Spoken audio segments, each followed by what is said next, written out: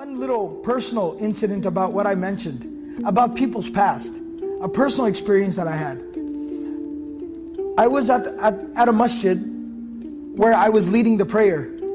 And so, it was during the daytime, I think it was Salat al-Asr. And the masjid is that busy. A young gentleman walked in to the masjid to pray.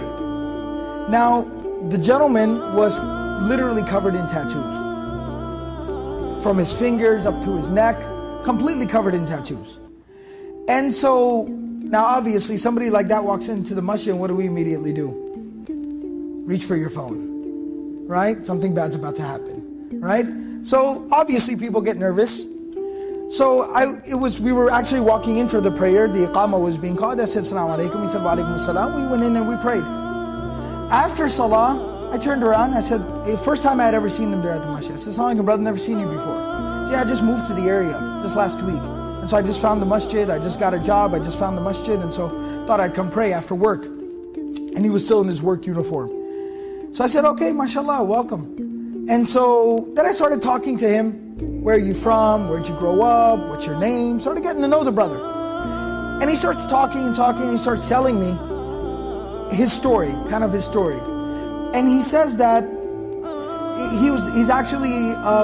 he's of Thai background. Eastern Asian, Thailand. His folks are from Thailand. He's of Thai background. And he tells me that his uncle was really caught up in the crime ring, in a lot of drugs and a lot of crime where he grew up. In California, his uncle was caught up. He was like a gang leader. He was really, really bad, involved in a lot of horrible stuff. A lot of crime, a lot of bad stuff. He said growing up, his mother tried to shield him and protect him from that the whole family history there in the family situation. But he said that eventually he joined the family business. He said like around 14, dropped out of school, started, slinging drugs, selling drugs on corners, started committing crimes, started robbing people, drive-bys, the whole bit. Got involved in the whole scene. And he said by the time I was 23 years old, I'd already been to prison twice. Horrible life, just crime all the time. And he said when I was 23 years old, I was arrested for the third time. Now in California, they have 3 strikes. And you're in jail for life. That's it, you're done. So he said I was arrested for the third time, and he said I was sitting in jail at night. The next morning I was going to be presented, I was going to be arraigned, presented before the judge. And he said sitting there at night, I realized this is my 3rd strike. And he said at that moment it finally hit me, my life is over. My life is over. I'm 23 and my life is over. And he said at that moment it just sunk in. Because when you're caught up in that whole lifestyle, you don't think. He said it sunk in and it hit me. My life's over. So he said at that moment, I just couldn't help myself. He said in my cell, I fell into sujood. I did sajda. I put my face on the ground. He said it was the first time in nearly 10 years that I had done sajda. The last time I had done sajda was 10 years ago when I went to the masjid with my mom. Since then I hadn't even done sajda. I hadn't prayed for 10 years. He said I did sajda, and at that moment life changed. He said I cried all night long. And I made dua to Allah, and I said, oh Allah, I realize what I've done with my life. Give me another chance, another opportunity. I'll change my ways.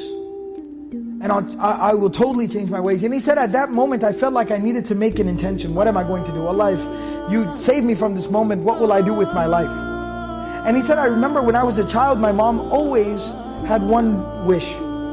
And that was I would become a Hafidz Al-Qur'an.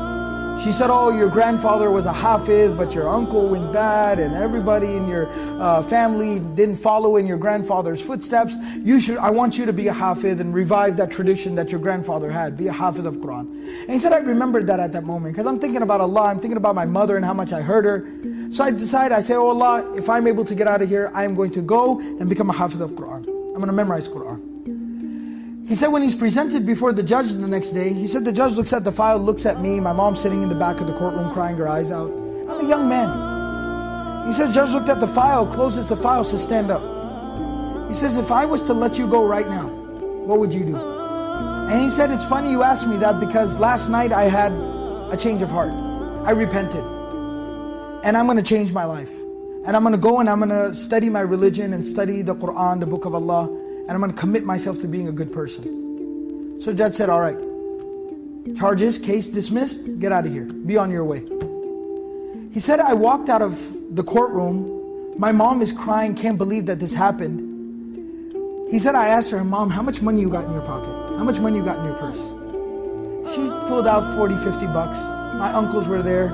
Give me whatever cash you got. He said, I got about a couple of $100. I said, somebody drive me to the bus stop right now. Drive me to the bus stop right now.